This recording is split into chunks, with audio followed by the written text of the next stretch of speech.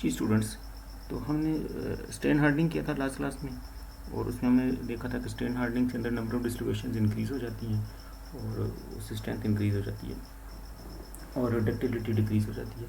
Strain hardening में definitely जब आप कोड वर्क करेंगे उससे एक तो नंबर ऑफ डिस्ट्रीब्यूशन अंदर इंक्रीज़ होंगी, लेकिन साथ साथ ये होगा कि जो एटम्स होंगे वो अपनी जगह पर थोड़ा डिस्प्लेस हो जाएंगे, अपनी जो उनकी ओरिजिनल लैटिस साइट है उससे थोड़ा सा वो डिस्प्लेस हो जाएंगे, और उसकी वजह से लैटिस में एक स्ट्रेस प्रोड्यूस होगा, क्योंकि उनकी जो इक्विलिब्रियम पे इंटर एटॉमिक स्पेसिंग थी या बॉन्ड लेंथ थी वो चेंज हो जाएगी। उन स्ट्रेसेस को हम कहते हैं रेजिडुअल स्ट्रेसेस। तो उनको रिड्यूस करने के लिए ये करते हैं कि मटेरियल को फिर आप थोड़ा हीट करते हैं, बहुत ज़्यादा हाई टेम्परेचर पे भी नहीं करते, थोड़ा 200-300 इस रेंज में मटेरियल को हीट करते हैं, और उसको हीट करने से वो एटम्स क्या होते हैं अपनी जगह पर वापस आ जाती हैं। इस फिनोमेना को रिकवरी कहते हैं। अच्छा, अब इसको और ज़्यादा हीट करेंगे तो उसके अंदर क्रिस्टल स्ट्रक्चर चेंज होगा, crystals number of crystals change होंगी, और फिर फर्दर हीट करने से उसमें डिफरेंट फिनोमेना होंगे। तो बेसिकली हम एक मटेरियल साइंस में एक टर्म यूज़ करते हैं, अनीलिंग। अनीलिंग बेसिकली ये प्रोसेस होता है कि जिसमें आप किसी भी मेटल को आप हीट करते हैं, मेटल या अलॉय को, to a temperature below its melting point. ठीक है, यूजुअली ये होता है कि 70% ऑफ इट्स मेल्टिंग पॉइंट वहाँ तक अनील करते हैं, उससे ऊपर नहीं जाते, क्योंकि उससे ऊपर बिल्कुल सॉफ्ट होकर बहुत ज़्यादा सॉफ्ट होकर रीशेप हो जाएगी। और हम मतलब हीट करते हैं मटेरियल को in order to increase its ductility and make it softer.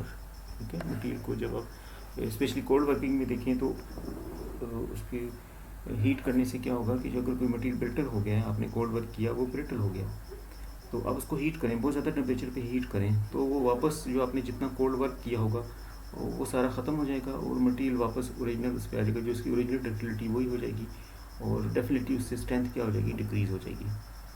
तो अनीलिंग के अपने एडवांटेज हैं, क्योंकि जब आप कोल्ड वर्किंग करते हैं तो पहले कोल्ड वर्क करते हैं, फिर थोड़ा हीट अनील करते हैं, फिर कोल्ड वर्क करते हैं, फिर अनील करते हैं। ये प्रोसेस चलता रहता है ताकि उसमें अंदर रेजिडुअल स्ट्रेसेस भी ख़त्म होते जाएँ, और साथ साथ वो उसकी जो डक्टिलिटी भी रिकवर होती जाए। अनीलिंग के इसके अलावा और भी काफ़ी एप्लीकेशंस हैं, काफ़ी पर्पसेस के लिए की जाती है। उसमें मैंने ये तीन यहाँ लिख दिए हैं, कि जिसमें एक जो होता है कि आप अनीलिंग से क्रिस्टलाइट साइज या ग्रेन साइज जैसे मेटल का या अलॉय का कंट्रोल कर सकते हैं, बाकी मटीरियल्स का भी कर सकते हैं सिरामिक में भी, कि जब आप हीट करेंगे तो उससे जितना ज़्यादा हीट करेंगे उससे ग्रेन साइज या क्रिस्टलाइट साइज वो क्या होगा, वो चेंज होगा। तो मोस्टली हाई टेम्परेचर पर जब अनीलिंग करते हैं तो उसमें क्रिस्टलाइट साइज इंक्रीज़ होते हैं। इसके अंदर जो हमने पढ़े थे ना, ग्रेन्स होते हैं और जो क्रिस्टलाइट्स होते हैं छोटे छोटे, वो उनका साइज़ इंक्रीज़ हो जाएगा। दूसरा, हम क्रिस्टलिटी को इम्प्रूव कर सकते हैं कि अगर एक मटेरियल है वो अच्छा क्रिस्टलाइज नहीं है, तो उसमें अमॉर्फस बिहेवियर ज़्यादा है, तो उसको हीट करें हाई टेम्परेचर पे, इसको अनीलिंग कहते हैं। हाई टेम्परेचर पे हीट करें, फिर इसको स्लोली कूल करें, तो उसमें अंदर एटम्स अरेंज होना शुरू हो जाएंगे, और फिर वो उसमें अमॉर्फस पोर्शन कम हो जाएगा और क्रिस्टलाइन पोर्शन ज़्यादा हो जाएगा। उसके बाद आप क्रिस्टलाइट या पार्टिकल साइज, नैनो पार्टिकल्स के केस में पार्टिकल साइज या क्रिस्टलाइट साइज भी कंट्रोल कर सकते हैं इससे, कि जो एवरेज नैनो पार्टिकल साइज़ है वो आप हीट करेंगे तो average nano particle size increase हो जाएगा। या थिन फिल्म है, तो थिन फिल्म में भी जो ग्रेन साइज वगैरह होते हैं वो भी इससे कंट्रोल कर सकते हैं। तो ये कुछ एप्लीकेशन हैं, और भी एप्लीकेशन में ये अनीलिंग का फिनोमेना यूज़ होता है। तो स्पेशली जब हम strain hardening point of view से देखते हैं तो उसको थोड़ा सा हम यहाँ पे देखते हैं कि उसमें अनीलिंग के कौन कौन से स्टेजेस होती हैं। तो there are 3 stages of annealing. ठीक है, 3 स्टेट्स ऑफ अनीलिंग जब हम स्ट्रेन हार्डनिंग के बाद हम अनील करते हैं। तो इसमें जो आपको फिगर में ये ग्राफ नज़र आ रहा है, ये बेसिकली 2 ग्राफ हैं, इसको मैं यहाँ से अगर सेपरेट कर लूँ, ठीक है, ये 2 ग्राफ हैं साइड बाय साइड।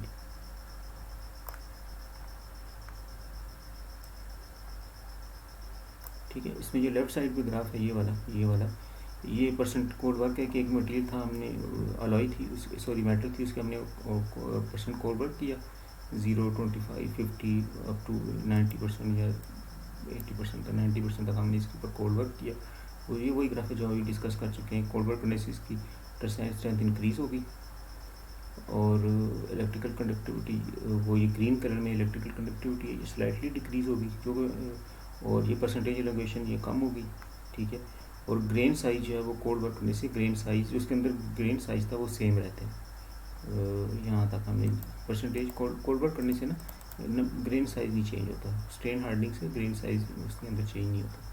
तो ये हमारे पास हमने देख लिया कि ये जो फाइनल हमने कल ये तकरीबन 90% तक हमने किया, तो उसमें देखें ये टेंसाइल स्ट्रेंथ कितनी थी, ये 75% पे ये शो हो रही है, ये इतनी है टेंसाइल स्ट्रेंथ। फिर ग्रेन साइज, ये टेंसाइल स्ट्रेंथ इतनी है, मैक्सिमम वैल्यू ये वाली, ठीक है। और जो ग्रेन साइज है वो इतना है यहाँ पर, ये वाला, ठीक है। और उसके बाद कनेक्टिविटी, इलेक्ट्रिकल कनेक्टिविटी इतनी है, और परसेंटेज एलिवेशन वो इतनी है यहाँ तक। ये मेरे पास तकरीबन 75 to 80% कोड वर्क करने से मेरे पास ये इसकी ये स्टेट है उस मेटल की, अलॉय की। अच्छा, अब हम ये देखते हैं कि अब ये जो मेटल थी इसको अब हम हीट करते हैं, ठीक है। तो अभी जो कंडीशन नज़र आ रही है ना, ये इसके ऊपर अभी हीट करने से पहले अगर हम उस मेटल के अंदर देखें, तो अंदर ये होगा कि इसमें ये फिगर ये वाली नज़र आ रही है, ये जस्ट कौन सी है, आफ्टर कोल्ड वर्किंग, ये जो पहली फिगर है। इसमें ये जो डार्क लाइन है ये ग्रेन बाउंड्रीज हैं, और ये जो पोर्शन है ये एक ग्रेन हो जाएगा जिस तरह, ये एक ग्रेन है, ठीक है। फिर ये दूसरा एक ग्रेन है इस तरह, ये ग्रेन्स हैं इसके अंदर, ठीक है। फिर ये तीसरा ग्रेन है, चौथा, पाँचवा, बड़े बड़े ग्रेन्स हैं। और इसमें ये जो छोटी छोटी लाइन नज़र आ रही हैं, डॉट्स से नज़र आ रही हैं, छोटे छोटे डॉट्स बहुत ज़्यादा, ये बेसिकली डिसलोकेशन है, ठीक है। ये जो पोर्शन है हमें इसको शो कर रहा है कि जब हमने इतना कोड वर्क किया था ना, ये तकरीबन 75%, ये वाला 75% कोड वर्क किया था, तो उस वक्त उस मेटल के अंदर क्या सिचुएशन थी ये बता रहा है कि जब हमने इतना ज़्यादा कोड वर्क किया तो उसमें देखें ये डॉट्स बहुत ज़्यादा अंदर है, ये डिसलोकेशन हैं, तो इसके अंदर इतनी ज़्यादा डिसलोकेशन बढ़ गई है, इसलिए इसकी स्ट्रेंथ इंक्रीज़ हो गई है कि ये डिसलोकेशन अब मूव नहीं कर सकती, खुद एक दूसरे को रोक रही है, ठीक हो गया। यहाँ तक हो गया हमारे पास, ये हो गया अनीलिंग से पहले।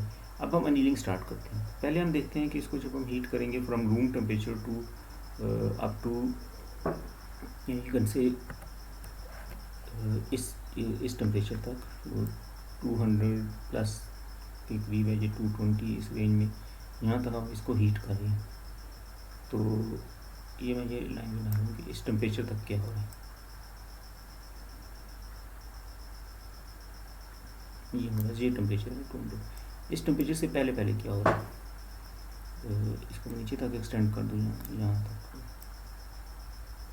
ये इस टेम्परेचर से पहले रूम टेम्परेचर से लेके अबाउट ये 250 टेम्परेचर है ऑलमोस्ट, ठीक है, रफली। तो इतना जब अब इसको 250 तक हीट करूँगा तो उसमें देखिए टेंसाइल स्ट्रेंथ पे कोई इतना फ़र्क नहीं पड़ रहा, ठीक है, ऑलमोस्ट वही है, ग्रेन साइज़ भी वही है जितना इंजीनियरिंग से पहले था। इलेक्ट्रिकल कंडक्टिविटी थोड़ी इंक्रीज़ हो गई है, मतलब जितनी हमने कोल्ड वर्क करने से पहले इलेक्ट्रिकल कंडक्टिविटी थी, अब क्या हुआ है कि वो इलेक्ट्रिकल कंडक्टिविटी वापस उतनी ही रीगेन हो गई है, बहाल हो गई है। थोड़ी कम हुई थी ना, ये जो कम हो गई थी वो वापस दोबारा अचीव हो गई है, ये तकरीबन 250 तक हीट करने से, ठीक है। और इसमें एलोंगेशन, परसेंटेज एलोंगेशन भी उतनी है।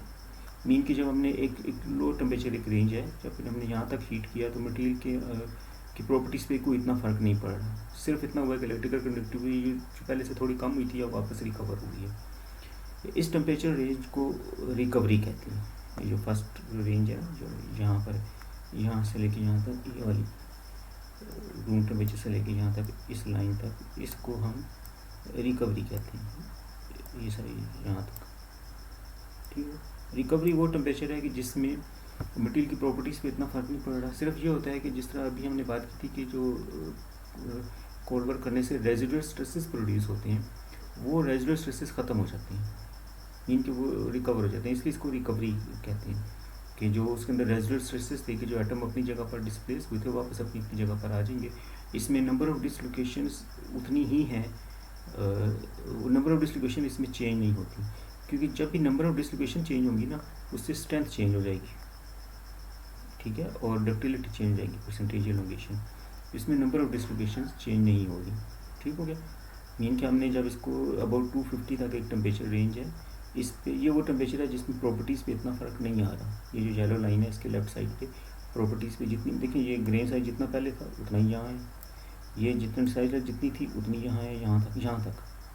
और ये कंडक्टिविटी यहाँ तक थी, जब हीट किया थोड़ी सी इंक्रीज़ होगी, और परसेंटेज एलोगेशन जितनी थी पहले वो उतनी है, स्लाइटली थोड़ी सी इंक्रीज़ होगी बिकॉज Z2 स्ट्रेस, क्योंकि वो थोड़े से स्ट्रेसेस कम हुए थे, थोड़ी सी इंक्रीज़ होगी। तो इस टेम्परेचर से पहले प्रॉपर्टीज़ पे इतना फ़र्क नहीं पड़ा, सिर्फ ये हुआ कि रेजिडुअल स्ट्रेसेस ख़त्म हो गए, इलेक्ट्रिकल कंडक्टिविटी थोड़ी सी इंक्रीज़ हो गई है, तो इसलिए इसको क्या, ये टेम्परेचर रेंज कहलाती है रिकवरी। ठीक है। और इस टेम्परेचर रेंज तक अगर हम देखें कि मटेरियल के अंदर क्या हो रहा है, ठीक है, हमने यहाँ तक छोड़ा था ना हीट करने से पहले, ये जो फिगर ऊपर वाली, तो जब आप इस रिकवरी टेम्परेचर तक हीट करेंगे तो उससे मटेरियल के अंदर क्या फ़र्क पड़ेगा, वो आपको ये फिगर नंबर 2 में नज़र आ रहा है यहाँ पर, इस फिगर में।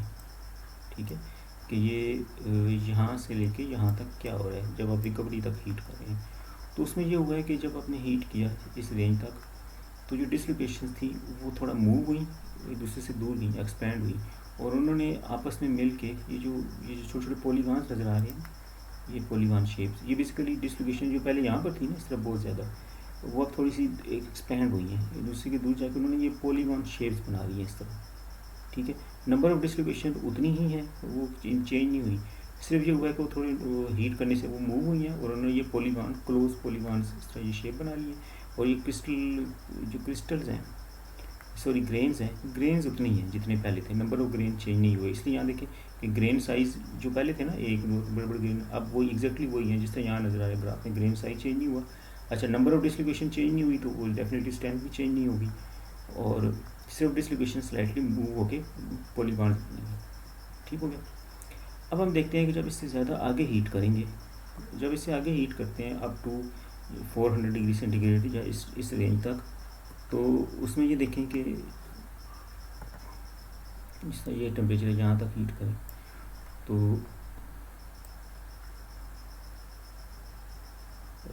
ये टेम्परेचर रेंज है यहाँ तक,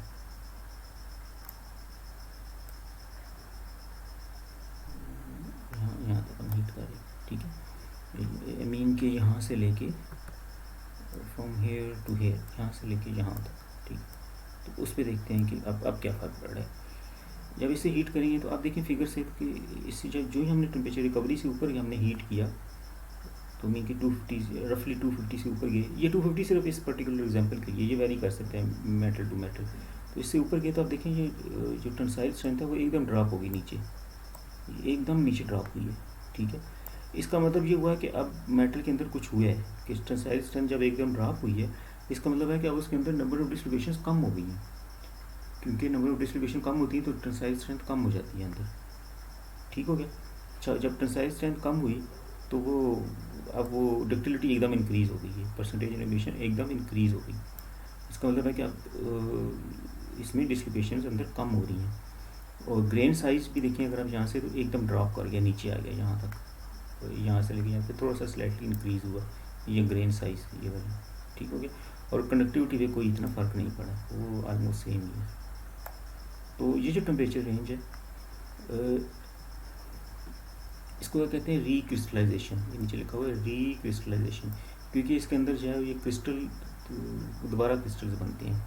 कैसे बनते हैं, उसके लिए इस रेंज को ना, ये जो रेंज है कौन सी थी, यहाँ से लेके यहाँ तक, ये जो टेम्परेचर रेंज थी रीक्रिस्टलाइजेशन, इसमें क्या हो रहा है, इसको ये इस फिगर में शो किया गया।